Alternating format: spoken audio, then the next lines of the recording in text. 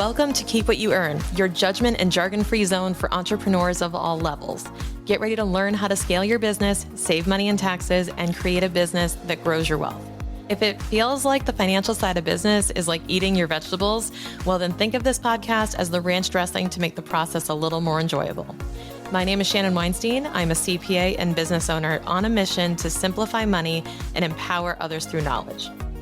I hope this episode inspires you to take action, but remember that the information we share is for educational purposes only and is not individual tax advice. Now that we got that out of the way, let's start the show.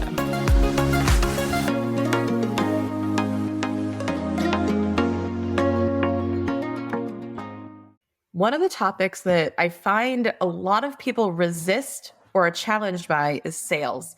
And sales is tricky because a lot of times sales is really something that brings out a lot of our insecurities. You could possibly hate the feeling of rejection and then resist doing more sales work because you feel like that's a constant cycle of rejection. Also, you could probably be, not used to doing sales because maybe you've been a quote unquote order taker in your business or in a past life. And by that, I mean, there are certain businesses where you barely have to sell anything. I'm going to use my own profession as an example because for a lot of accountants, a lot of tax preparers, they really don't have to sell because everybody needs their taxes done.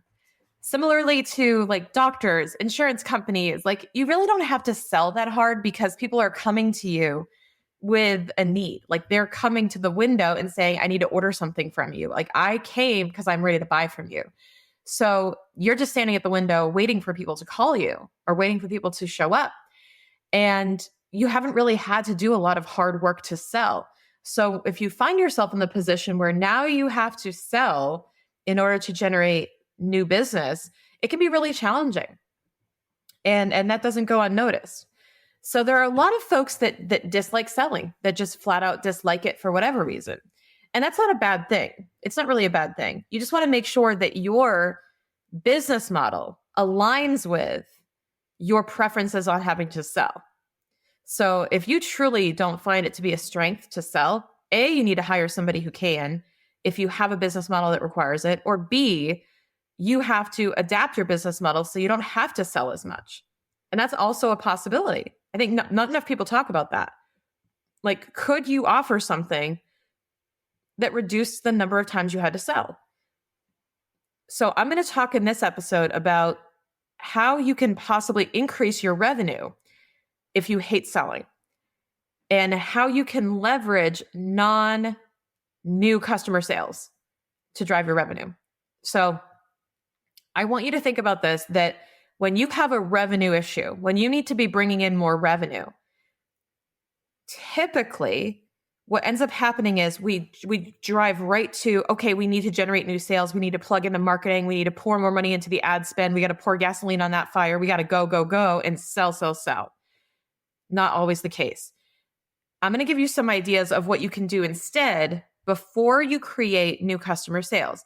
And by the way, even if you like selling, these are also viable strategies to do before you go out in the market and sell more. It's my not only personal belief, but I think it's been proven that your existing customers are worth more than a new customer, and that it's cheaper to keep an existing customer than to acquire a new one. So here are some of the lessons I've learned when it comes to generating new revenue. And this is something we always talk about in our power sessions with clients. And this is something that we actually unpacked with a client recently to talk about how to drive revenue, even though this person hated selling. Number one, do you have existing clients that could use a follow-up, a reboot, or an upsell based on where they're at? So let's say you have a client and you've sold them a service. That service generated some type of result. Are you truly done with them? Or can something else happen after that? You have served them their appetizer or their entree. Can you sell them dessert? They're already here. Why not try to sell them dessert? Why not try to upsell them or put them into the next phase? So let's say you offer some type of service that includes some type of transformation from A to B, right? Like if it's coaching, consulting, whatever it is. If you are promising some type of outcome and they've achieved that. So let's say you're in the business coaching program, let's say. You're selling business coaching and this person goes through your program over 12 weeks. They launch a service and they have made, they're now on track to make $100,000 or something like that per year. Like they wanted to hit a 6-figure business and they've done it. Cool. Well, a 6-figure business owner has new problems. Now you may need to help them keep that money. You may now have to help them elevate their strategies. Maybe they need to elevate their offer, their pricing, and their marketing to match the level that they want to hit next. So there's always new metrics to hit. There's always a new performance. Like using another analogy, right? If you go from couch to 5K and you're training somebody, you can bring them from couch to 5K. They're not done. They're not done. You can train them next for a Spartan race or an obstacle race. You could train them for something else, right? So there's a next phase of everything. There's an evolution. What is your client's actual evolution? And when they cross over from the result of your initial offer, what else can you do for them to help them hit that next level? And here's another thing. If you don't offer that next level, or you don't desire to offer that next level, let's use my fitness analogy. You like taking people from couch to 5K. And you're like, Shan, I really don't want to train them for like a Spartan beast or something, right? Or sprint. I really don't want to train them for that. I don't really have an interest in doing that. I know that's what most of my clients will want to do when they're done with me, but I don't want to do that. I just want to take them from couch to 5K. Cool. So here's my next point. Partner with someone who does the next thing or the thing before you, if you're not starting from zero. So find in the chapter of the book of your client's journey, find the author of the next chapter and the chapter before yours. Find that person. So let's use my fitness analogy one more time. I want to take them from couch to 5K. I don't really want to work with them after that. I feel like that's the transformation I want to have and I'm done. Fine. But now you have an opportunity to find a trainer that you align with in terms of values, style, whatever it is, right? Methodology, modalities. You can then go find that person and say, hey, I have a program where I'm churning out people who are doing their first 5K. And a lot of them really want to do a Spartan sprint or whatever it is next. They want to do an obstacle race. I know you train that. Could we partner? I will give you my leads. I will give you my people, and we can offer some type of discount code if they continue with you, right? But then I get an affiliate commission for referring people to you. That would be super cool, right? Because then they enroll with that new person, and then you can actually make money and increase revenue by simply making the process easier for your client to evolve and to go on to the next thing.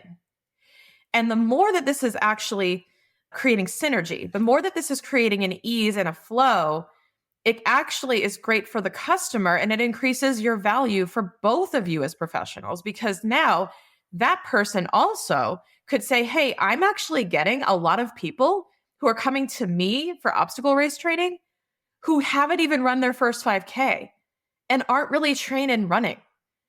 Could you train them? Could I send them to you so to get them ready for my offer? So you always want to be looking for who is a complementary professional, who is a complementary service to what it is you do. Is there someone that they can work with that will make them a better customer coming into your program? And is there someone they can work with on the way out of your program that will help them evolve and that they will always be grateful for that journey that you create for them? So in the fitness example, that's super clear. In business coaching, for example, maybe it's a marketing coach, a sales coach, someone who can enhance the skills that a lot of people are craving when they leave your program, or vice versa. Let's say they have you want to take them to 6 figures, but they haven't even made their first sale yet and have no offer. then maybe you send them to a personal brand workshop or something like that beforehand. And you get some type of commission for referring that, so that when they come out, they're all super clear on what it is they offer, what they stand for, who they serve, and so on. So think about this. What are the problems your clients come in with? And what are the problems your clients leave with? Now, how does that relate to revenue? Well, you get to make affiliate commissions on referring these different things without having to lift a finger or create a whole new offer. So if you're having a revenue constraint, this is a great way to do that, because you're actually spending no additional money, but you are going to be able to create a possible revenue stream. And here's the other thing. You want to be super careful of referral fees in this lens. So if you are paying a lot in referral fees to get clients to come in, here's what I want you to look at. If you have a program, let's say, already in place where you're paying referral fees for people to send customers over to you, I need you to look at the terms of that really closely. I had a client actually who came in for a power session, and we were talking about referrals. And she was saying, I have this one referral lead source that basically is 50% of my leads come from this one source. And I said, okay. So I looked at it. 50% of the leads come in. But what she then told me was that for every sale that happens through that channel, they take, I'm not kidding, like 90% of the fee. They're taking almost all the fee. And yet my client was doing all the work. So they were taking a huge chunk of the fee. And even if it were 50% of the fee, that's still massive, right? But what I realized was when she says that they were taking, it might have been 80%. I'm not sure. It was a really high percentage. If they're taking 80 to 90% of the fee, you're left with 10 to 20%. There's no way that's still going to satisfy your margins. That's not a profitable offer for you if you're giving away 80 to 90 cents on the dollar for it. So what we then unpacked was not just how many leads come in from that referral source, but is that referral source actually profitable for you in the sense that how much revenue is it bringing in? So this is the difference. 50% of her leads were coming in from that source. However, less than 10% revenue was coming from that source. Why? Because they took so much out off the top. That less than 10% of her revenue was coming from that particular source. So we realized if we were to cut ties with this referral provider, because this was the fear. The fear was, oh my God, Shannon, but I get half my leads from this one party. Like I can't sever the relationship. I can't stop doing that. And I said, but here's the thing. Here are the numbers. If you did that, then you'd only lose 10% of your revenue. And we just have to replace 10% of your revenue. So even though, the strategy was to grow the revenue, what you have to do is remove the bottlenecks, remove the constraints, remove the things that are weighing you down. Take off the rucksack you're running with. Because what's happening is that this particular client had been shackled down, weighed down by this one referral provider. Because if you think about half the leads that were coming in and therefore half the workload, so like 50% of your work week is being done at a 10% margin. That's not right. What if it was being done at a 90% margin instead? You'd be making so much more in revenue with no additional work effort. So if you hate selling and you hate bringing on new clients because of the effort it takes to sell new clients, you can focus your attention on examining your existing lead sources, examining your existing processes, and going, how can I increase my margin? How can I increase the amount that I'm bringing in from these sources, based on existing customers, based on existing sources, based on existing channels I have? How can I maximize that?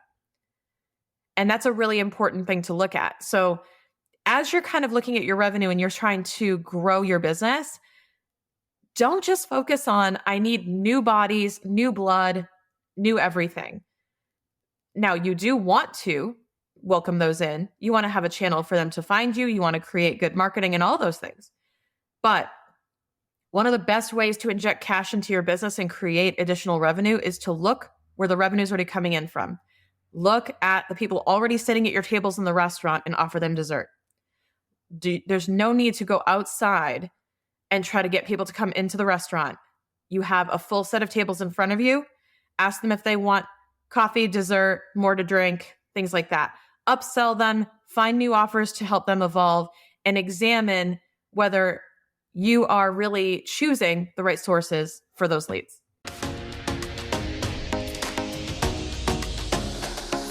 Sometimes don't you wish you could just Google or ask ChatGPT what is deductible for your taxes? I wish it were that easy, but the truth is that deducting something can really vary, and it's really hard to get a straight answer for your business in particular, but I made something to help. My free tax deduction guide walks you through hundreds of example tax deductions that can apply to your business, along with a mini training on what actually makes something deductible so you can add more to your list and cater it to your specific industry or type of business. This is all for free, and it's at the link in the show notes. Go check it out.